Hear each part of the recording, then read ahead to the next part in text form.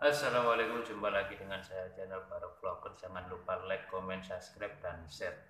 Teman-teman, kali ini dalam kesempatan ini saya memaparkan dua uraian apa yang menjadi inisiatif saya, apa yang terlintas dalam pikiran saya, yaitu mengenai kita sebagai seorang YouTuber pemula. Yang pertama adalah YouTuber pemula harus mencatat apa yang ia pikirkan. Yang kedua adalah pandai memanfaatkan momen. Teman-teman semuanya, yang saya maksud di sini adalah mencatat apa yang terlintas dalam pikiran kita, dengan maksud saya agar saat kita punya ide yang kemudian kita jadikan sebuah konten, itu tidak hilang dengan semisal kita karena padatnya rutinitas kerja kita, rutinitas aktivitas kita, pada akhirnya ide yang sudah muncul di awal tadi hilang. Nah, itu kita catat kemudian kita jadikan sebagai sebuah konten, biar kita tidak kehabisan atau hilang akal untuk sebagai subbahasan kita dalam bikin konten. Untuk yang kedua adalah pandai memanfaatkan momen, karena momen ini kadang biasanya sifatnya insidental, artinya tidak setiap hari kita ada atau kita melaksanakannya. Suatu contoh saat seperti halnya video saya yang kemarin waktu ada acara wisuda atau khotaman anak saya bikin video, bikin vlog, kemudian saya upload ke channel saya. Nah, itu yang saya maksud adalah pandai dalam memanfaatkan momen. Jadi karena memang tidak setiap hari dilaksanakan, atau mungkin hanya per 1 tahun sekali atau bahkan beberapa tahun sekali, lah itu kita manfaatkan untuk kemudian kita jadikan video, kita upload ke channel YouTube kita. Nah, dari situlah kita bisa mengisi konten kita secara berkala terus menerus. Kalau terlebih sifat konten kita itu adalah random.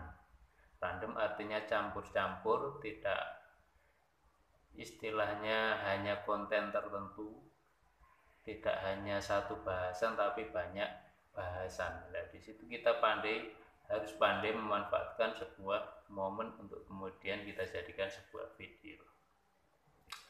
Teman-teman semuanya, dalam kita bikin konten sebenarnya kita itu tidak harus melulu pakem pada ketentuan-ketentuan yang sudah ditentukan, semisal seperti yang diarahkan oleh YouTuber yang sudah senior.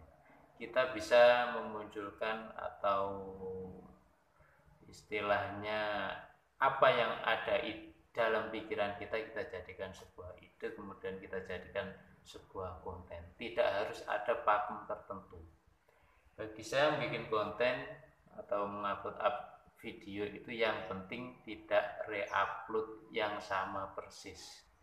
Jadi kalau bisa setidaknya semua itu yang murni hasil karya kita, hasil video kita sendiri.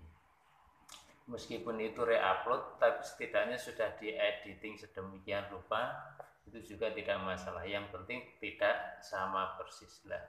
Kembali pada bahasan, kalau saya mengatakan demikian, artinya apa? Meskipun kita masih belum handal atau belum mahir dalam bikin video, yang penting itu adalah hasil karya sendiri, itu tidak menjadi sebuah masalah.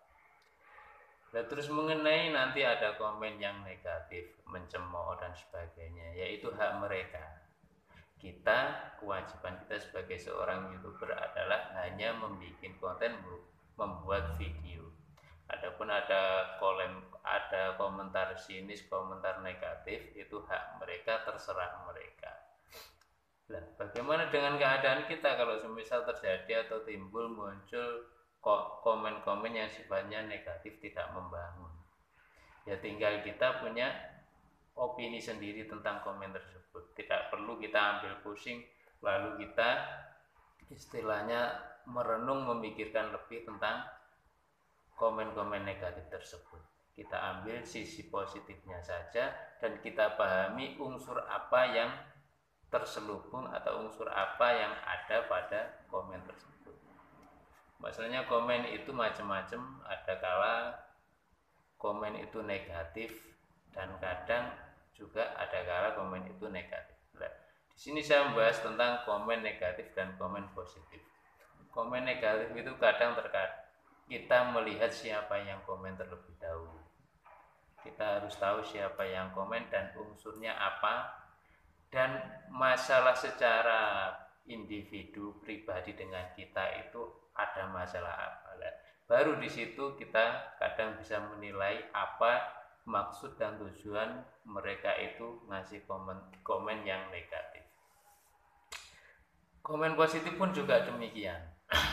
Komen positif ini juga patut kita lihat siapa yang komen, dan ataukah memang ini positif sesungguhnya atau hanya untuk menjerumuskan kita.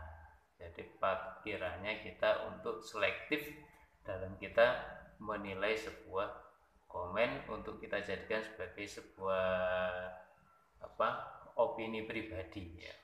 Oh ternyata kalau komen gini itu dampaknya pada diri saya seperti ini, kalau komen gini itu dampaknya pada diri pribadi saya seperti ini. Jadi tidak perlu kita istilahnya tangkap, kita cerna mentah-mentah. Semua harus selektif kita menghayatinya, kemudian kita jadikan sebagai sebuah penilaian pada diri kita sendiri. Teman-teman semuanya, dalam bikin konten, setelah saya tadi memaparkan dua bahasan, dua subtema, subbahasan, adalah selanjutnya kita sebagai seorang YouTuber pemula, sikap ini yang selalu saya utarakan pada vlog atau segmen apapun, adalah sikap mental yang penuh sabar, penuh kedewasaan. Jadi seorang YouTuber atau pengembang konten itu harus punya sifat sabar. Kalau tidak punya sifat demikian, kadang kita itu akan bahkan sampai putus asa di tengah jalan, karena memang perjalanannya tidak mudah. Mungkin kalau kita masih awal-awal kita menganggapnya mudah, bikin konten itu mudah dan menyenangkan, tapi setelah berjalannya waktu, kita melihat subscriber nggak begitu menambah, kita lihat viewer nggak begitu nambah, kadang kesabaran kita diuji. Disitulah kesabaran kita diuji. Ini untuk kemudian dilanjutkan atau cukup sampai di sini. Teman-teman semuanya, dari paparan saya ini kali ini dalam kesempatan ini, semoga kita dapat mengamalkannya atau menjalankannya, khususnya bagi saya pribadi dan umumnya bagi teman-teman sesama YouTuber pemula. Dan dari saya akhiri. Wassalamualaikum warahmatullahi wabarakatuh.